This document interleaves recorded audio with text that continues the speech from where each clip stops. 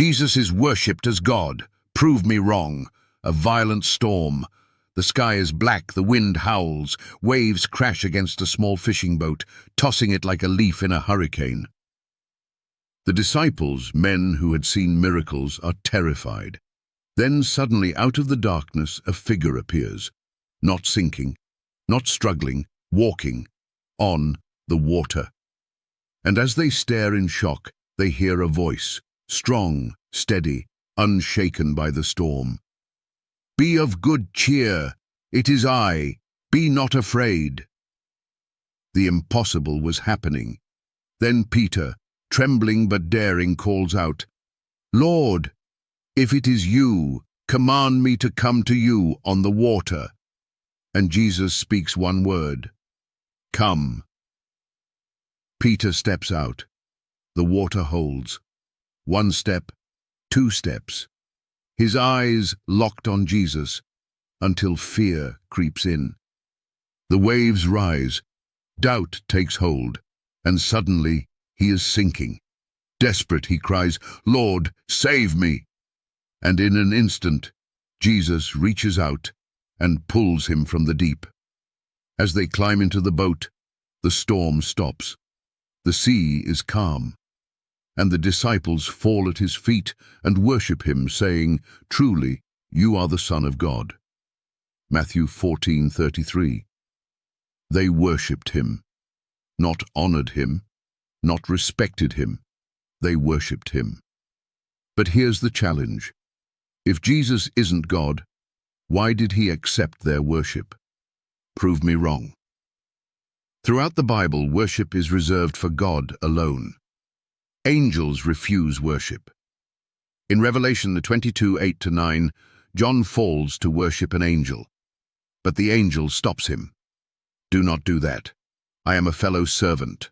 Worship God. Men refuse worship. In Acts 10:25-26, when Cornelius falls at Peter's feet, Peter lifts him up, saying, Stand up, I am also a man. Yet when Jesus was worshipped, he never stopped it. He accepted it.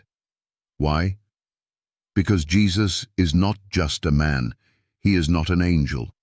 He is God. If that's not true, then why didn't he stop them? The disciples knew what they were doing.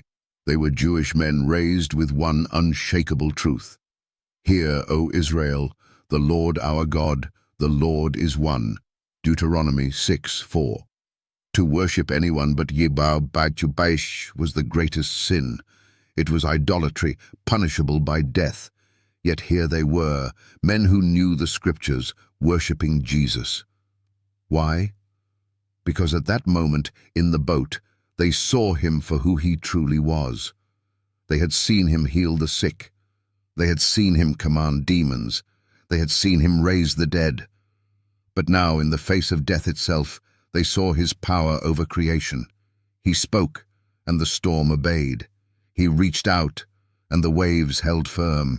He walked on the water, because he made the water, and so they worshipped him, not as a prophet, not as a king, but as God. Prove me wrong.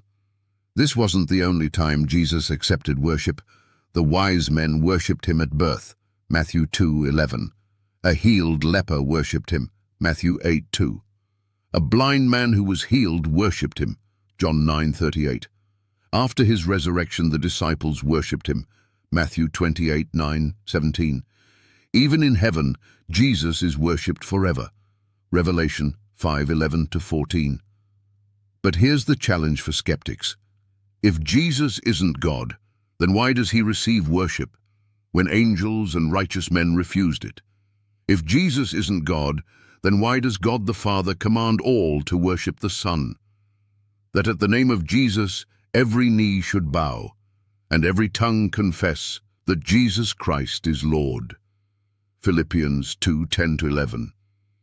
If Jesus isn't God, explain Matthew 14:33. Then they that were in the ship came and worshipped him, saying, Of a truth thou art the Son of God. I challenge you, disprove it. But if you can't, maybe it's time to recognize who Jesus really is.